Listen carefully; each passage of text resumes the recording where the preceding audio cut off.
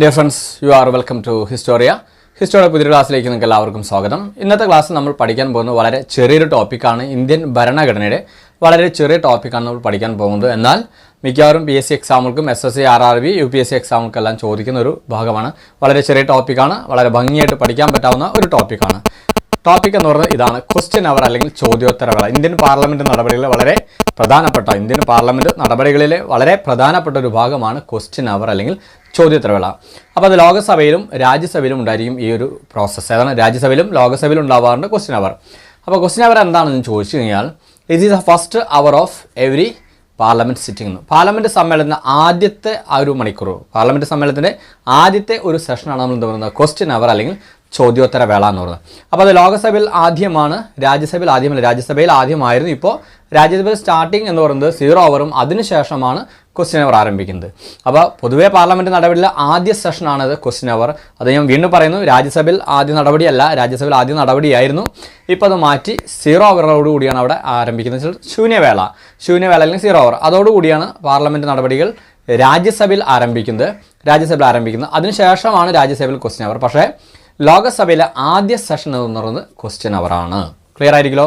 അപ്പോൾ first hour of every parliament സെഷൻ്റെ അല്ലെങ്കിൽ പാർലമെൻറ്റ് മീറ്റിങ്ങിൻ്റെ ആദ്യ സെഷന് ആദ്യത്തെ അവറുകളാണ് നമ്മൾ, ആദ്യത്തെ മണിക്കൂർ, ആ ഒരു പ്രോസസ്സാണ് നമ്മൾ എന്താ പറയുന്നത് ഈ ക്വസ്റ്റ്യൻ അവർ. ചോദ്യോത്തരവേള ഇനി ഇതെന്താണെന്ന് നോക്കും. ചോദ്യോത്തരവേള എന്താണെന്ന് ചോദിച്ചു കഴിഞ്ഞാൽ, മന്ത്രിമാരോട് പാർലമെൻറ്റ് അംഗങ്ങൾ ചോദ്യങ്ങൾ ചോദിക്കുന്നു, മന്ത്രിമാർ അതിന് തക്കതായിട്ടുള്ള ആൻസറുകൾ നൽകുന്നു. പാർലമെൻറ്റ് അംഗങ്ങൾ കൺസേൺഡ് മിനിസ്റ്റേഴ്സ്, ബന്ധപ്പെട്ട അല്ലെങ്കിൽ അതുമായി ബന്ധപ്പെട്ട വകുപ്പുമായി ബന്ധപ്പെട്ട മന്ത്രിമാരോട് ചോദ്യങ്ങൾ ചോദിക്കുന്നു, മന്ത്രിമാർ അതിന് തക്ക മറുപടികൾ നൽകുന്നു. ഇതാണ് ചോദ്യോത്തര വേള എന്ന് നമ്മൾ പറയുന്നത്. അപ്പോൾ ഇനി ഇതെങ്ങനെയാ വെച്ചാൽ ചോദ്യോത്തര വേളകൾ 3 തരത്തിലുള്ള ചോദ്യങ്ങളായിട്ട് പറയാറുണ്ട്. ഏതായിരിക്കണം? 1 starred question, 2 unstarred question, 3 short notice question എന്ന് പറയുന്നത്. എന്താ പറയുക? സ്റ്റാർഡ് ക്വസ്റ്റ്യൻ എന്ന് വെച്ചാൽ നക്ഷത്ര ചിഹ്നമുള്ള ചോദ്യങ്ങൾ, അൺസ്റ്റാർഡ് ക്വസ്റ്റ്യൻ എന്ന് പറയുന്നത് നക്ഷത്ര ചിഹ്നമില്ലാത്ത ചോദ്യങ്ങൾ, അത് കഴിഞ്ഞാൽ ഷോർട്ട് നോട്ടീസ് ക്വസ്റ്റ്യൻ. എന്താ പറയുക? Short notice question. അപ്പോൾ ഈ 3 പറയാം. അപ്പോൾ അതിൽ ആദ്യത്തെ നമുക്ക് നോക്കാം. ചോദ്യോത്തരവേളയിൽ ആദ്യത്തെ നടപടി എന്ന് പറയാം നോക്കാം. അത് ലോകസഭയിൽ ആരംഭിക്കുന്നത് 11 മണി മുതലാണ്. 11 മുതൽ 12 മണി വരെയാണ്. 11 മുതൽ 12 മണി വരെയാണ് ലോകസഭയിൽ ഇത് ആരംഭിക്കുന്നത്. രാജ്യസഭയിലാണെങ്കിൽ 12 മുതൽ 1 മണി വരെയാണ് ആരംഭിക്കുന്നത്. 12 മണി മുതൽ 1 മണി വരെയാണ് രാജ്യസഭയിൽ ആരംഭിക്കുന്നത്. രാജ്യസഭയിൽ ആദ്യം 0 അവറാന്ന് പറയും. 11 മണി മുതൽ 12 മണി വരെ രാജ്യസഭയിൽ 0 അവറാണ്. അതിനുശേഷം 12 മുതൽ 1 മണി വരെയാണ് രാജ്യസഭയിൽ ക്വസ്റ്റ്യൻ അവർ ആരംഭിക്കുന്നത്. ലോകസഭയിലാണെങ്കിൽ 11 മണി മുതൽ 12 മണി വരെയാണ് ഏത് വരുന്നത്, ഈ പറഞ്ഞ ചോദ്യോത്തര വേള വരുന്നത്. അപ്പോൾ ആദ്യത്തെ ഞാൻ പറഞ്ഞു സ്റ്റാർഡ് ക്വസ്റ്റ്യൻ ആണ്, അൺസ്റ്റാർഡ് ക്വസ്റ്റ്യൻ ആണ്, ഷോർട്ട് നോട്ടീസ് ക്വസ്റ്റ്യൻ ആണ്. ആദ്യത്തെ നമുക്ക് എടുക്കാം സ്റ്റാർഡ് ക്വസ്റ്റ്യൻ അല്ലെങ്കിൽ നക്ഷത്ര ചിഹ്നമുള്ള ചോദ്യങ്ങൾ. എന്താണെന്ന് വെച്ചാൽ ഇതെന്താണ് സംഭവം? നക്ഷത്ര ചിഹ്നമുള്ള ചോദ്യങ്ങൾ അല്ലെങ്കിൽ സ്റ്റാർഡ് ക്വസ്റ്റ്യൻ എന്താണെന്ന് ചോദിച്ചാൽ എന്താണ്? ഇത് നമ്മൾ പൊതുവായിട്ട് പറയുന്നത് ഓറലി ആൻസറബിൾ ക്വസ്റ്റ്യൻ എന്ന് പറയാം. Orally answerable question and sub questions allowed എന്ന് പറയാം. Orally answerable question, sub questions allowed എന്ന് വെച്ചാൽ ചോദ്യകർത്താവിന് ചോദ്യങ്ങൾ ചോദിക്കുമ്പോൾ മന്ത്രി എങ്ങനെ ആൻസർ കൊടുത്താൽ മതി? ഓറലി ആൻസറബിൾ ആണ് എന്ന് വെച്ചാൽ വാക്കാലെ ഉത്തരം കൊടുത്താൽ മതി. ചോദ്യകർത്താവിന് സബ് ക്വസ്റ്റ്യൻസ്, ഉപചോദ്യങ്ങൾ വീണ്ടും ചോദിക്കാം. ഇതാണ് ഏത് നമ്മൾ പറയുന്ന സ്റ്റാർഡ് ക്വസ്റ്റ്യൻ അല്ലെങ്കിൽ നക്ഷത്ര ചിഹ്നമുള്ള ചോദ്യങ്ങൾ. അപ്പോൾ മറക്കണ്ട, നക്ഷത്ര ചിഹ്നമുള്ള ചോദ്യങ്ങൾ അല്ലെങ്കിൽ സ്റ്റാർഡ് ക്വസ്റ്റ്യൻ എന്ന് പറഞ്ഞാൽ ഓറലി ആൻസറബിൾ ക്വസ്റ്റ്യൻ ആണ്. Sub questions allowed. മന്ത്രിമാർ ഓറലി വാക്കാലെ ഉത്തരം കൊടുത്താൽ, എഴുതി തയ്യാറാക്കി കൊടുക്കേണ്ട, വാക്കാലെ ഉത്തരം പറഞ്ഞാൽ മതി. അതിൻ്റെ മേലിൽ ചോദ്യകർത്താവ് വീണ്ടും ഉപചോദ്യങ്ങൾ ചോദിക്കാം. അതാണ്. അപ്പോൾ ഇത്രയുള്ള ഓറലി ആൻസറബിൾ ക്വസ്റ്റ്യൻ ആണ്. ഉപചോദ്യങ്ങൾ ചോദിക്കാം, വീണ്ടും ചോദ്യകർത്താവിന് വീണ്ടും ചോദ്യങ്ങൾ ചോദിക്കാം. ഇതാണ് സ്റ്റാർഡ് ക്വസ്റ്റ്യൻ എന്ന് പറയുന്നത്. ഇനി അടുത്ത നമ്മൾ പറയുന്നത് ഇത് ഗ്രീൻ പേപ്പറിലാണ് ഇത് തയ്യാറാക്കുക. ഗ്രീൻ പേപ്പറിലാണ് ഈ സ്റ്റാർഡ് ക്വസ്റ്റ്യൻ എന്ന് പറയുന്നത്. ഗ്രീൻ പേപ്പറിലാണ് ചോദ്യങ്ങൾ തയ്യാറാക്കുന്നത്. കിട്ടിയ അൺസ്റ്റാർഡ് ക്വസ്റ്റ്യൻ എന്ന് പറഞ്ഞാൽ വൈറ്റ് പേപ്പറിലാണ് തയ്യാറാക്കുന്നത്. അൺസ്റ്റാർഡ് ക്വസ്റ്റ്യൻ വൈറ്റ് പേപ്പറിലാണ്. ഇനി അൺസ്റ്റാർഡ് ക്വസ്റ്റ്യൻ നോക്കാം. അൺസ്റ്റാർഡ് ക്വസ്റ്റ്യൻ എന്ന് പറഞ്ഞതാണ് റിട്ടൺ ആൻസറബിൾ ക്വസ്റ്റ്യൻ ആണ്. And sub question not allowed. ഉപചോദ്യങ്ങൾ ചോദിക്കാൻ പാടില്ല. എന്ന് വെച്ചാൽ ഇതൊരു ഡീറ്റെയിൽഡ് ക്വസ്റ്റ്യൻ ആയിരിക്കും. അപ്പോൾ ഇതിൻ്റെ ആൻസർ മന്ത്രി വാക്കാലെ പറഞ്ഞ പോരാ, അത് എന്ത് വേണം? അത് എഴുതി തയ്യാറാക്കി കൊടുക്കണം. അത് എഴുതി വായിക്കണമെന്നില്ല. അത് എഴുതി തയ്യാറാക്കി പാർലമെൻറ്റ് മേശയിൽ വെച്ചാലും മതി, പാർലമെൻറ്റ് ടേബിളിൽ വെച്ചാലും മതി. ക്ലിയർ ആയില്ലേ? അപ്പോൾ റിട്ടൺ ആൻസറബിൾ ക്വസ്റ്റ്യൻ ആണ്. അതോടൊപ്പം തന്നെ സബ് ക്വസ്റ്റ്യൻസ് നോട്ട് അലൗഡ്. ഉപചോദ്യങ്ങൾ ചോദിക്കാൻ പാടില്ല. എന്ന് വെച്ചാൽ ഈ ചോദ്യം ഒരു ഡീറ്റെയിൽ ചോദ്യമായിരിക്കും. ഞാൻ പറഞ്ഞു നക്ഷത്ര ചിഹ്നമില്ലാത്ത ചോദ്യങ്ങൾ അല്ലെങ്കിൽ അൺസ്റ്റാർഡ് ക്വസ്റ്റ്യൻ, ഇതൊരു ഡീറ്റെയിൽ ക്വസ്റ്റ്യൻ ആയിരിക്കും. അപ്പോൾ ഇതിൻ്റെ ആൻസർ മന്ത്രി വാക്കാലെ പറഞ്ഞാൽ പോരാ, അത് എഴുതി തയ്യാറാക്കി ഡീറ്റെയിൽ ആയിട്ട് കൊടുക്കണം എന്നർത്ഥം. ക്ലിയർ ആയി? അടുത്ത മീറ്റിങ്ങിൽ അത് മേശപ്പുറത്ത് വെച്ചാലും മതി.